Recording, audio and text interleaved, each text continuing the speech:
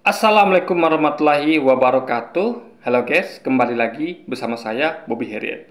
Kali kita akan kembali mengomentari video dari Didit Yuli yang judul Ustadz Kenama debat belum mulai sudah laju sebelum berkembang. Kita akan langsung tonton videonya, habis itu akan kita komentari guys.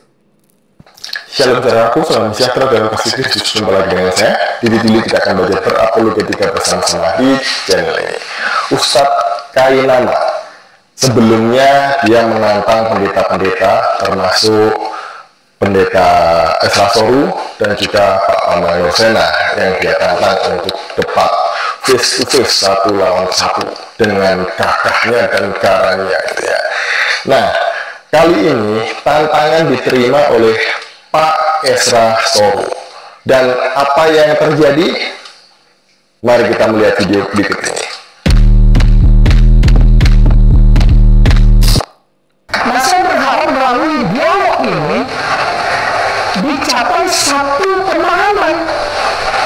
Sekali, dicapai suatu pemahaman, bukan menang kalah, bukan.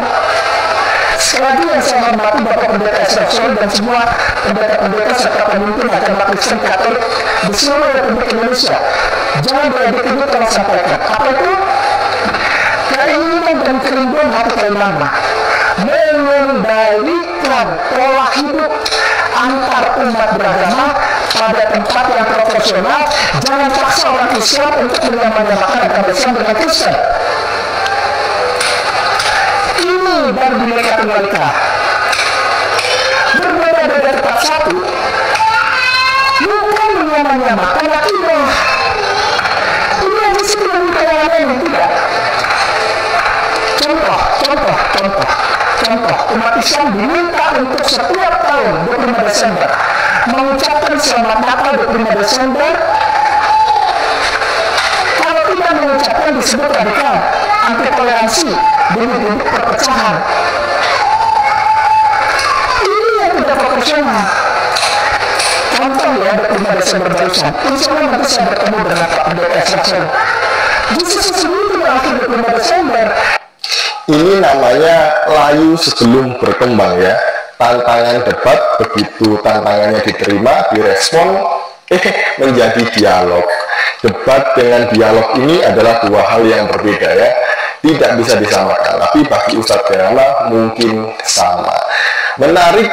Begini ya, kita tahu bahwa ketika kita tuh mau melancarkan tantangan debat, ternyata responnya begitu istilahnya tuh tidak sesuai yang kita harapkan. Dalam artian kita tuh masukkan bahwa debatnya adalah untuk membuktikan siapa yang benar dan siapa salah, gitu kan. Nah, tapi makin kesini tuh makin meruncing menjadi perpecahan. Nah, makanya jadi Ustadz Kenama tuh seperti orang yang ya mumpung gitu sekalian lah kita tuh bikin ini menjadi adem gitu kan, dengan ya jadi nggak usah sebut debat deh, jadikan ini semacam dialog gitu. Ini mungkin kata-kata debat mungkin terlalu panas gitu kan, sehingga ada pro kontra gitu, ya kan. Jadi banyak sekali bumbu pedasnya gitu guys. Maka untuk menghindari itu ya jadikan Ustadz Kenama jadikan ini dialog. Nah itu sama-sama tetap ujung intinya debat. Karena ketika dialog terjadi tentu ada perdebatan. Ingat, dialog isinya adalah banyakkan perdebatan. Karena ada dialog dengan orang yang berbeda. Nggak mungkin ada dialog tuh dengan orang yang sama aja, kadang berbeda juga, terjadi juga debat gitu kan. Misalnya kita dialog dengan teman-teman kerja yang kadang-kadang kita tuh ada aja bedanya gitu guys. Ya kan, walaupun satu-satu teman kerja atau sama-sama teman juga ada debatnya gitu. Jadi poinnya adalah tidak menghilangkan debat tapi dengan cara yang lebih soft gitu. Dan ini adalah dapat seperti satu kerjaan dapat dua. Kalau ada debat saja kan hanya cari menang kalah. Tapi kalau ini ada debatnya juga, dialog itu. Jadi selain menang kalah, tapi dengan cara lebih besar. Dan nanti gini loh, orang tuh tidak lagi fokus pada menang kalahnya. Jadi Ustadz Kenama tuh narik lebih ke tengah, di mana yang cari itu bukan hanya sekedar menang kalah, tapi bagaimana supaya bersatu dengan cara apa? Ya harus menghargai, menghormati masing-masing akidah dan masing-masing aturan di agama masing-masing. Contoh, agama Islam itu tidak membolehkan ya bahwa kita tuh mengucapkan selamat Natal. Ya, itu yang diyakini oleh Islam kebanyakan. Tapi mereka memaksa-maksa itu ya baik secara langsung maupun tidak langsung, terutama yang nggak langsung yaitu dengan melabeli kita nih yang nggak mau melakukan sama kayak mereka yang mengucapkan selamat Lebaran itu dengan kita tuh tidak mau mengucapkan selamat Natal dengan sebutan radikal, itu aliran teroris. Nah, itu yang harus dipahami. Itu kan memaksa secara tidak langsung. Nah, untuk menghindari itu ya dialog. Kita terangkan bahwa kita itu tidak kita pengen buktikan bahwa Yesus tidak lahir tanggal 12 Desember. Ini yang pertama ya aturan kita agama kita melarang itu. Kedua memang Yesus lahir tanggal 12 Desember begitu. Jadi dapat dua hal sekaligus. Pertama mereka itu bukan hanya sekedar benar salah saja atau menang kalah, tapi mereka tuh akan lebih menghargai akidah kita, lebih menghargai aturan agama kita. Sama kayak misalnya saya misalnya punya anak yang itu saya kasih aturan nggak boleh keluar malam lebih jam 10 malam. Atau nggak boleh tuh nggak pulang-pulang, nggak boleh, harus pulang dan nggak boleh keluar rumah lewat jam 10 malam. Nah, anak tetangga itu bebas sama orang tuanya, mau dia nggak pulang-pulang, mau pulang jam berapa bebas, gitu kan? Nah, untuk agar anak tetangga itu menghargai anak saya dan hukum yang saya terapkan di keluarga saya harus ajak dialog. Kalau sekedar benar salah aja, dia tidak ada masuk poin pada dia tuh harus poinnya pada jangan lagi ajak anak saya gitu. Saya cuma bisa membuktikan bahwa yang melakukan itu salah loh. Kamu tuh kenapa keluar jam 10 malam? Harusnya kan di rumah. Itu nggak baik untuk kesehatan dan banyak hal negatif di luar sana gitu kan. Kan itu hanya membuktikan benar salah. Tapi nggak masuk pada poin bahwa saya ingin bahwa anak saya itu tidak diajak dia untuk melanggar aturan yang saya sudah terapkan. Dia kalau dia bebas silakan bebas, jangan ajak anak saya gitu. Nah, dengan dialog saya dapat keduanya. Saya bisa buktikan dia benar, dia salah, dan saya bisa mengajak dia untuk menghormati kebijakan keluarga saya, menghormati aturan yang yang dilaksanakan anak saya, yang saya terapkan, guys. Itu saya pahami. Jadi dialog tuh adalah lebih berguna dibandingkan debat. Kan debat tuh hanya sekedar menang kalah salah benar itu pun tergantung persepsi juga. Kadang orang yang sudah jelas-jelas salah dan kalah, mereka masih ngaku menang, seperti yang kejadian ini. Sudah jelas-jelas. Karena bagaimana Anda bisa membantah, saya ulang lagi dengan videonya Phil Pite ya. Bahwa bisa Anda membantah argumentasi 25 menit dengan hanya 50 detik. Bantahan itu biasanya lebih panjang daripada yang dibantah. Karena pertama, dia harus menyampaikan dulu poin apa yang orang tuh sampaikan, biar orang-orang yang dengar tuh paham bahwa dia tuh ngerti poin yang disampaikan orang itu. Baru di poin keduanya dia bantah itu. Jadi akan membutuhkan waktu yang panjang. Nah, kita bahas di konten Phil Pite bahwa yang Pendeta Budi Asalnya saya aja nggak paham dengan apa yang disampaikan Duditan selama 2 menit. Bagaimana saya bantah deh guys. Dia nggak paham apa yang disampaikan. Jadi ini kacau sekali gitu kan. Makanya bisa sampaikan bahwa ya intinya begitulah guys ya. Kita sambung lagi videonya guys. Ya, menarik ya. Dalam debat ini yang ditunggu-tunggu oleh netizen, oleh penonton yang budiman ini adalah perkenalan pendidikan pembicara gitu ya.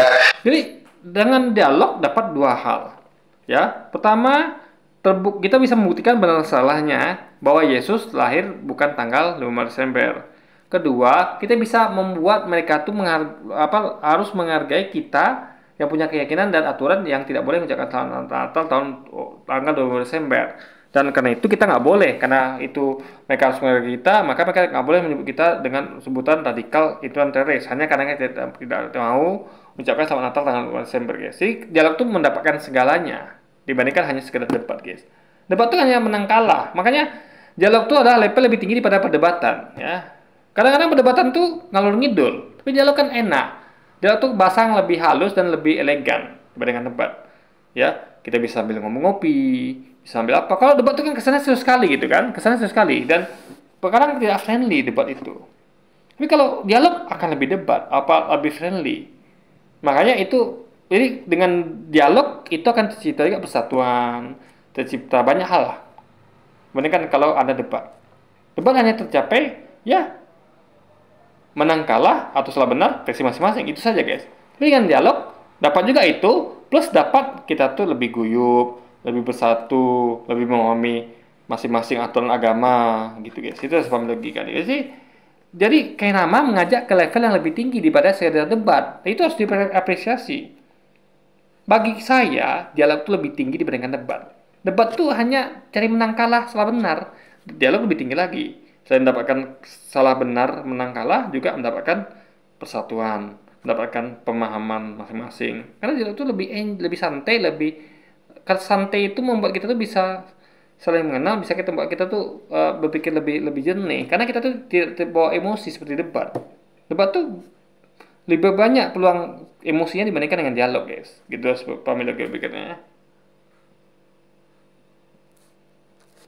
Baik dari pihak Kristen, Pak Pendeta Esrasoru, ataupun dari Islam, yaitu Ustadz Kainama. Ya. Ini menarik nih, waktu perkenalan nantinya ya. Pak Pendeta Esrasoru, S1-nya dari sini, S2-nya dari sini, S3-nya dari sini. Ya. Kemudian dari pihak Islam, Ustadz Kainama, pendidikan S1 dari STT Jakarta, katanya. Pendidikan S2 dari Leiden, Belanda, katanya. S3 dari Haifa, katanya. Semua katanya. Kenapa? Karena memang tidak ada buktinya bahwa dia pernah kuliah, pernah menempuh pendidikan. Saya mengatakan, sering saya sampaikan bahwa yang membuktikan itu bukan Kainama, tapi Anda sebagai pihak penuduh. Masa jangan ngerti logika berpikir, guys. Anda kalau ini macam pengadilan, Anda sudah ngawur ini. Anda datang ke pengadilan, tuduh orang, dia penipu, dia pembohong, dia nggak pernah begini, nggak pernah begitu. Nah, hakim bertanya, Anda nuduh orang ini punya bukti apa tidak? Karena dia kan posisinya adalah anggaplah tersangka. Jadi yang membuktikan siapa? JPU, jaksa penuntut umum, bukan korban atau bukan terdakwa, guys. Terdakwa mah santai aja dia. Wong dia yang dituduh, ingat ya. Yang membuktikan itu haruslah yang menuduh, bukan yang dituduh, ya. Itu harus pahami logikanya, guys. Itu harus dipahami logikanya. Makanya yang dituntut untuk mencari bukti itu, alat bukti adalah yang penuntut umum, JPU, ya, kepolisian. Terdakwa nggak perlu jadi terdakwa nggak perlu membuktikan, dia nggak perlu, dia santai aja dia, gitu. Jadi selama para JPU ini atau polisi atau ya korban nggak bisa menemukan bukti, nggak bisa mereka menjadikan orang tersangka, guys. Atau kalau jadi tersangka pun nggak bisa mereka dibebaskan penjara karena tidak cukup bukti, tidak ada bukti. Jadi yang membuktikan bukan tersangka. Kalau kita anggaplah Kainama tersangka, makanya logika pikirnya ini terbalik ini. Masa tersangka atau orang yang dituduh yang membuktikan? Enggak, yang menuduh itu yang membuktikan, padahal enggak tuduhannya.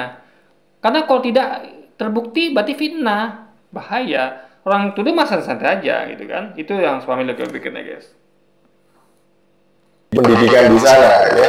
Jadi harusnya memang ini dibacakan dari masing-masing pihak ya, biar fair pendidikannya itu dari mana. Nah, dia kan nantang-nantang debat, kemudian diubah jadi Kalau saya nggak penting pendidikan itu ya, nggak penting saya. Yang penting isi debatnya. Adik, Anda mau ngaku-ngaku apa, kayak saya nggak peduli. Bahkan kalau ada misalnya gini nih kan, kamu siapa? Saya hanya anak kecil, Om. Lawannya misalnya profesor apa segala macam. Tapi kalau anak kecil benar ya kita kan karena benar. Kita nggak melihat bahwa di awal sudah meremehkan anak kecil ini. Lawannya profesor adalah nggak gitu. Lihat dulu bagaimana berkomentasi. Lihat dulu. Jangan itu langsung sama gini ya. Ada pertandingan misalnya. Ya antara kayak David lawan Goliat lah gitu. Misalnya tim kecilnya Anda bayangkan ya, ada kita nonton bola, misalnya gini, kita tahu bahwa misalnya Real Madrid lawan tim peringkat berapa di La Liga misalnya, peringkat bawah lah gitu. Nah, orang yang objektif akan nonton dulu. Dia tahu bahwa tim ini adalah tim peringkat 18 misalnya. Akan degradasi, Madrid peringkat nomor 1 misalnya. Nah, orang objektif akan menunggu hingga pertandingan selesai untuk mengomentari. Enggak langsung bahwa pasti kalah ini, matikan TV dah. Ngomong enggak gitu. Maka saya sampaikan ya, makanya saya bilang itu nggak penting, ya. Nggak penting mau pendidikan apa salah itu nggak penting. Yang penting langsung, kalau saya langsung skip aja daripada buang waktu kan. Langsung dilihat argumentasinya apa, esensinya kita nggak mau kulit luarnya, kita mau isi dalamnya, guys. Contoh, ada misalnya kayak produk. Dia keluar kok, lihat nih produk ini bungkusnya kotaknya bagus, ini kotaknya jelek, ya. Atau misalnya kayak buah durian sama buah apa ya, buah durian sama semangka misalnya. Oh lihat semangka nih, kulit apa warna hijau ranum, di luarnya itu bersih nggak ada duri. Lihat tuh durian, ya kan? Udah baunya begitu, kulitnya berduri pula. Apa menariknya? Orang nengok kulit durian nggak selera, guys. Nah, tapi setelah dibuka isinya dimakan, oh ternyata durian lebih enak. Jadi nggak penting itu kulit, nggak penting, guys. Sekali lagi nggak penting ya. Yang penting isinya, guys. Itu sepahami gue pikirnya. Dialog. Jangan-jangan nanti dia ngeles lagi ya bahwa dia tidak pernah menantang debat ya. Padahal jejak digitalnya ada. Di video tadi itu Dia ini sudah ada berasumsi duluan di awal. Oh, jangan-jangan. Janganlah pakai jangan-jangan. Ketika orang mengubah termin debat menjadi dialog, itu berarti dia ingin membawa ke level yang lebih tinggi. Karena dialog itu dapat menang kalahnya, dapat benar salahnya, dan dapat plus-plus lainnya. Yaitu lebih bersatu, lebih santai, lebih cooling down. Sehingga kita tuh bahkan karena dialog itu biasa santai, memberi ruang lawan untuk berpikir gitu, guys. Beda sama debat, orang harus kejar ini itu gitu kan, namanya debat gitu kan. Apalagi kalau debat itu biasanya tau lah, debat itu biasanya dikasih waktu. Debat ya. Bapak jawab pertanyaan waktu 5 menit, itu debat. Anda lihat yang main debat cawapres kan kasih waktu tuh. Orang masih ngomong, waktu udah habis. Atau orang belum sampai ngomong, waktu masih ada. Bukan suatu hal yang kita mau bukan suatu yang mau kejar udah kena nama. Dia ingin suatu yang lebih, yaitu dialog, guys. Dialog kan ada waktu itu. Silakan Bapak mau panjang lebar, nanti saya akan coba bantah atau saya komentari. Jadi lebih tinggi lagi dialog. Jadi kayak nama tuh mau masuk suatu yang lebih tinggi, kenapa tidak Anda hargai?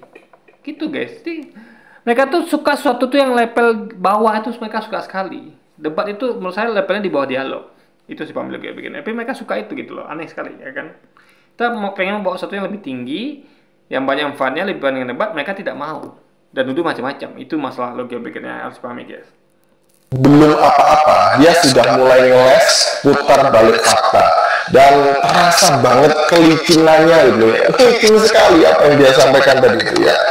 Jadi dia mengatakan jangan paksa orang Islam untuk menyamakan agamanya dengan Kristen. Itu resultantina. Tapi sebabnya apa? Sebabnya adalah karena orang Kristen meyakini Yesus lahir tanggal 12 Desember. Nah, kenapa ingin membuktikan itu? Bahwa Yesus bukan lahir tanggal 12 Desember, tapi bulan April. Dengan pembuktian itu, dia mau ngajak, janganlah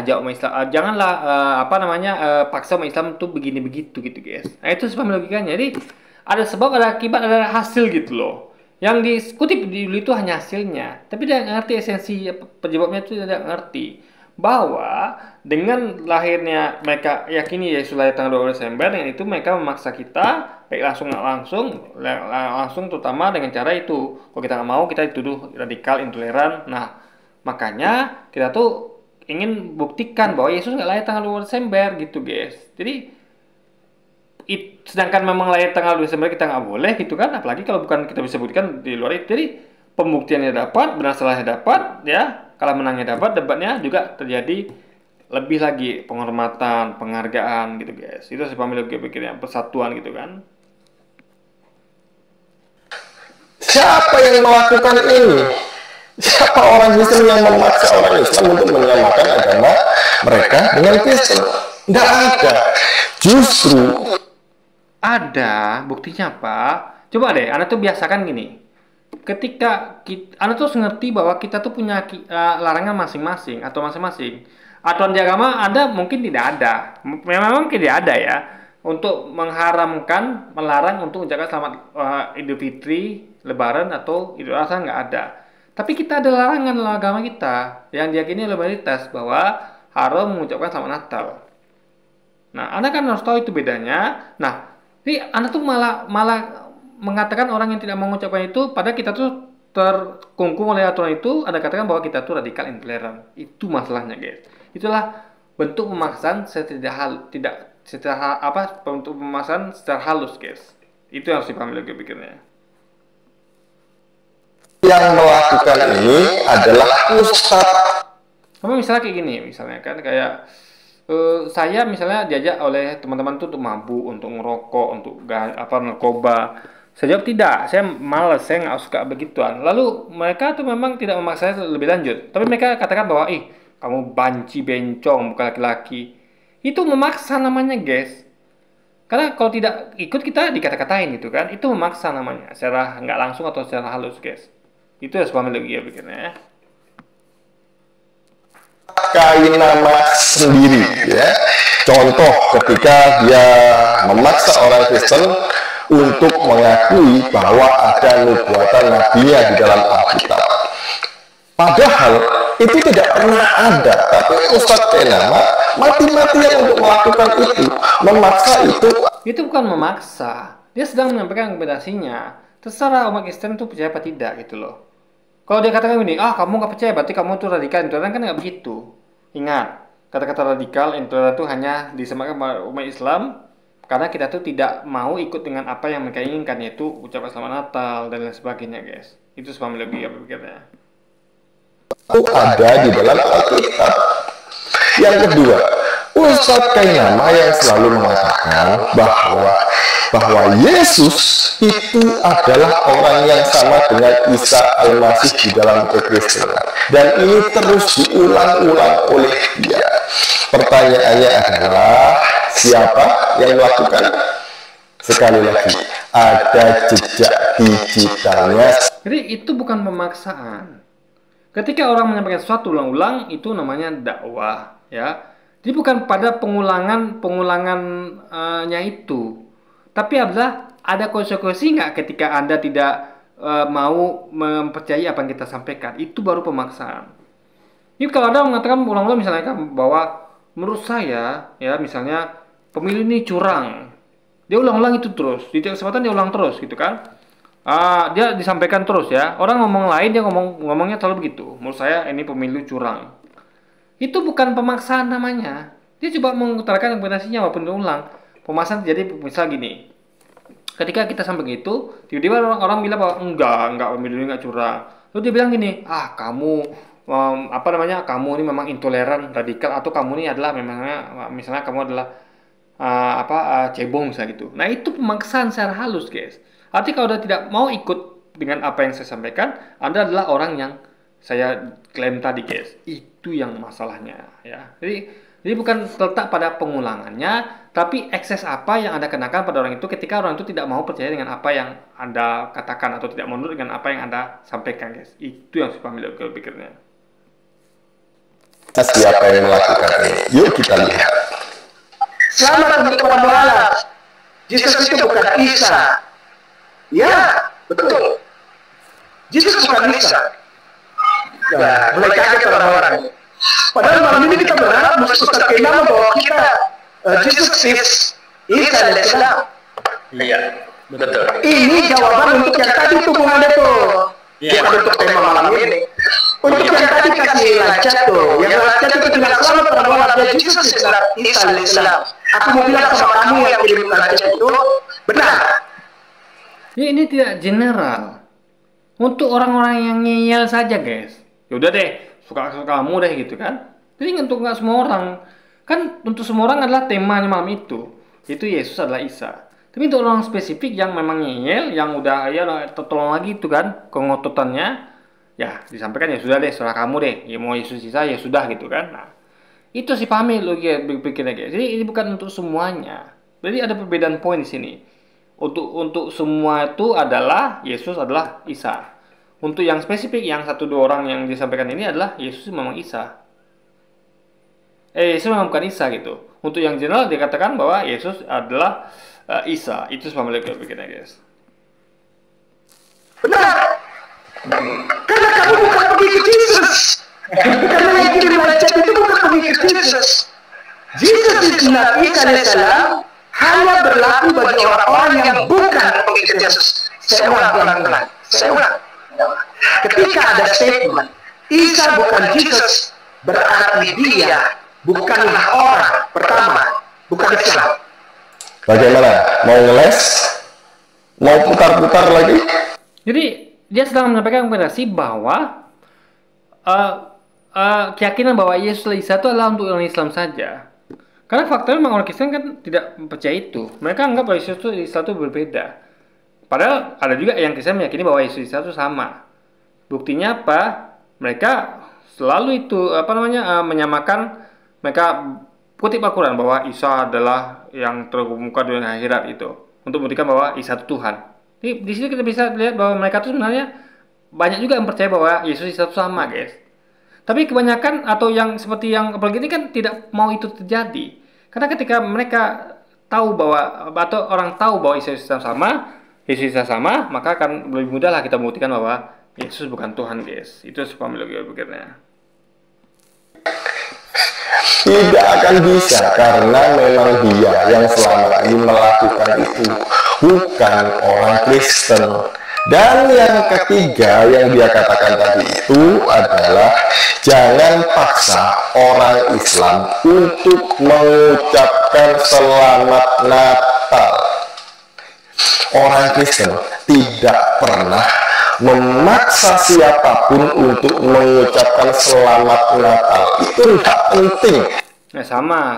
Ada teman saya nggak pernah maksa saya misalnya narkoba atau apapun itu, tapi dia pakai kata-kata misalnya itu tadi, kamu banci, kamu bukan laki-laki, kamu penakut, pengecut segala macam. Itu sudah pemaksaan secara halus. Jadi kalau saya tidak sesuai dengan apa yang mereka inginkan, saya akan dikata-katain, guys. Itu harus dipahami, lo pikirnya ya. Diucapkan atau tidak diucapkan oleh Ustadz Kainama dan teman-temannya itu tidak penting, tidak akan mengurangi sukacita kami dalam menyambut kelahiran sang Raja, sang Mesias. Tidak akan ngaruh itu semuanya. Bukankah Ustadz Kainama pernah? Ya makanya jangan memasalahkan. Tapi kan ada juga itu yang Kristen memasalahkan dan menyebut kita tuh macam-macam lah, onta lah, kadrun, intoleran, radikal. Itu masalahnya, guys. Ya, Anda bayangkan ya, kita harus melanggar aturan agama kita biar bisa disebut toleran. Itu kan bukan suatu hal yang tidak bisa disebut, bukan pemaksaan. Itulah pemaksaan secara halus, guys. Itu harus pahami logikanya. Mengatakan bahwa orang Kristen itu tidak perlu ucapan Natal dari orang-orang Islam.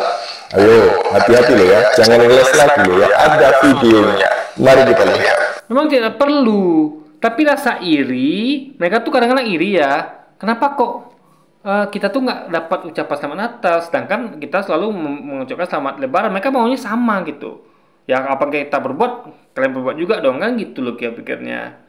Mereka tuh mereka tuh mau sesuatu yang sama, padahal aturannya berbeda, guys. Ya, misal kayak gini, anak saya tidak boleh keluar rumah jam 10 malam. Nah, tetangga tuh yang bisa keluar rumah jam 10 malam tuh ikut ke anak saya. Di hari pertama, seminggu lah mungkin kan, dia nggak pernah keluar jam 10 malam keluar rumah. Dia di rumah tuh sama kayak anak saya gitu kan. Nah, lalu ketika diajak bahwa kamu kan saya udah ikut kamu kemarin nggak pernah keluar rumah jam 10 malam, sekarang kamu ganti dong ikut saya, kita keluar rumah yuk, nggak pulang kok, kita keluar rumah lewat jam 10 malam yuk. Nah, jadi ketika anak saya nggak mau, dikatakan bahwa kamu nih intoleran, kamu tidak toleran, tidak toleransi, aku mau begitu. Dia ada rasa iri, guys, karena mereka tuh. Makanya kalau Anda tidak mau begitu, ya jangan mengucapkan selamat Lebaran. Jadi Anda tuh tidak terpaku pada rasa untuk ingin berlakukan sama, guys. Karena ada aturan di agama kami Islam bahwa itu haram gitu. Jadi guys, makanya gitu loh. Jadi misalnya Anda tuh harus kalau Anda misalnya kayak lah, Anda tahu anak saya tuh punya aturan nggak boleh keluar rumah jam 10 malam. Karena mau melakukan itu, ya itu kita hargai. Tapi jangan itu jadi dalil bagi Anda bahwa anak saya harus ikut Anda saya sekali lewat jam, sama kayak waktu Nabi itu kan diajak didialogkan dengan orang-orang yang kafir, bahwa mereka mengatakan bahwa kami akan ikut engkau ya Nabi Muhammad gitu kan, ikut engkau dalam ibadahmu satu hari. Nah, tapi besok kamu ikut kami ya. Memang jawab tidak. Lalu mereka lebih lagi terminnya. Kalau gitu kami ikut 2 hari deh. Besoknya kamu sehari ikut ya. Nggak sampai mereka tuh ngasih deal yang sangat membanggongkan lah istilahnya gitu kan. Oke lah, kamu sekali saja ikut kita semua itu akan ikut kamu gitu. Nah, ini kan tetap nggak bisa, karena bukan hitungnya berapa kali seperti itu segala macam, tapi sekali saja udah dosa gitu, udah haram. Nah, jadi kayak gitu tuh membuat sehingga mereka nih itu yang terjadi. Jadi ketika nggak mau dikata-katain, guys. Oh, kamu nggak toleran. Jadi poinnya adalah pemaksaan itu tidak hanya terjadi ketika Anda tuh memang betul-betul tarik orang itu, tapi dengan cara lain bisa. Ya, dengan mengata-katain dia, kalau nggak mau sesuai gitu kan. Itu adalah pemaksaan juga secara halus gitu. Akibat dari apa? Ya, rasa iri hati atau rasa bahwa aku harus dapatkan yang sama juga ketika aku ucapkan selamat Lebaran, harus juga aku dapat ucapan itu gitu loh. Jadi ini hal yang mungkin terjadi dan tidak bisa kita nafikan, guys. Itu sebab berikutnya. Paling begini kenapa sih ribet amat orang Islam? Kita nggak butuh orang Islam ucapkan. Memang iya. Waktu saya dulu di sana, saya tidak minta orang Islam ucapkan selamat, benar Tuan Guru. Benar Tuan Guru, nggak pernah. Ketika saya di sana, saya nggak pernah ngarepin orang Islam datang selamat datang, enggak. Kami tidak diajarkan untuk itu. Dan saya tidak mengajarkan orang Kristen untuk mengharapkan ucapan selamat Natal dari orang Islam. Nah, itu kan pakai nama, kita nggak tahu yang lain. Nah, tapi poinnya adalah kenapa ada antara orang Kristen tuh yang mengatakan kita nih nggak toleran atau radikal ketika kita tidak mau ucapkan selamat Natal. Itu masalahnya, guys. Kan ada tuh orang-orang Kristen begitu kan, bahkan orang Islam juga begitu. Itu intinya, guys. Kalau Anda memang ikhlas, ya sudah. Jangan embel-embel bahwa orang nggak mau ucapkan itu ada sebutkan radikal teroris. Itu yang harus diambil pikiran, guys. Berarti Anda tidak ikhlas berarti kalau gitu kan? Bukan, lagi-lagi kan dia terus putar-putar balik faktanya. Jadi semua yang melakukan omongan dia itu adalah dia sendiri. Nah, jangan sampai nanti waktu debat ini terlaksana, kemudian Ustadz Kainama berhadapan dengan Pak Pendeta Asal cuma ngeles-ngeles gitu ya. Tolong tunjukkan bukti-buktinya, tolong tunjukkan literatur yang dapat dipertanggungjawabkan gitu ya, yang ilmiah. Jangan ambil dari Wikipedia, dari Google gitu ya. Ini nggak ngerti ya. Saya kira Wikipedia dan Google itu nggak ilmiah gitu loh. Google itu adalah Wikipedia, Google adalah semacam buku besar yang di dalamnya itu ada yang ilmiah dan tidak gitu. Yang Anda katakan semua itu tidak ilmiah di Google Wikipedia. Banyak jurnal-jurnal ilmiah apapun itu masuk ke Google, ya. Ada cari misalnya jurnal tentang apa deh, penelitian ada ketik di Google, itu keluar nanti. Berarti ada orang yang memasukkannya, orang-orang ilmiah. Jadi guys ya, apa ya, misal kayak Anda bayangkan kayak televisi itu di dalamnya ada berita-berita yang hoax, ada berita-berita yang benar gitu. Anda bisa nggak nyalakan televisi? Nggak bisa. Anda harusnya fokus pada yang hoaxnya, tapi dia tidak, dia fokus pada televisinya. Wikipedia apalagi tadi itu Google adalah buku besar. Jadi Anda harus pintar milih-milih, bukan dengan mengatakan bahwa Google Wikipedia itu adalah semuanya isinya bukan ilmiah, nggak gitu guys.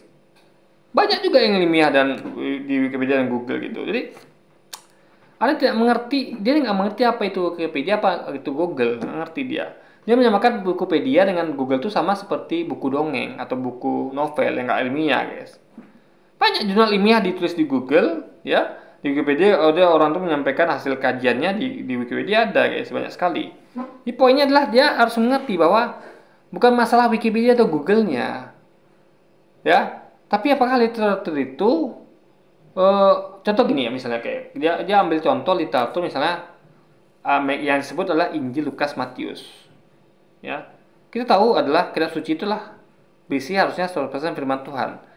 Tapi yang mereka klaim sebagai Injil itu, Injil, Lukas, Matius itu tidak berisi 100% firman Tuhan. Karena isinya adalah kesaksian Lukas dan Matius sendiri. Kesaksian Lukas dan Matius yang mereka tulis dalam tulisan di Injil itu, yang mereka sebut Injil, Lukas, Matius itu adalah bukan firman Tuhan. Karena itulah hasil dari kesaksian mereka. Mereka menyaksikan, mereka tulis. Artinya itu adalah semacam buku sejarah tulisan tangan manusia yang bernama Lukas, Matius. Itu bukan Injil guys, bukan kitab suci. Karena kitab suci tidak berisi kesaksian manusia penulis, tapi betul-betul berisi hanya firman Tuhan guys, yang disampaikan melalui nabinya. Jadi kalau nabi ngomong, ya Anda tinggal kutip tanpa Anda tambah-tambah dengan contoh kayak Islam itu tambahnya ada masuknya ke hadis.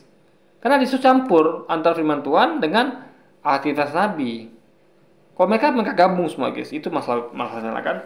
Jadi nggak lagi disebut sebagai kitab suci, tapi sudah menjadi seperti hadis kelasnya. Hadis itu bukan kitab suci, ya, tapi sunnah.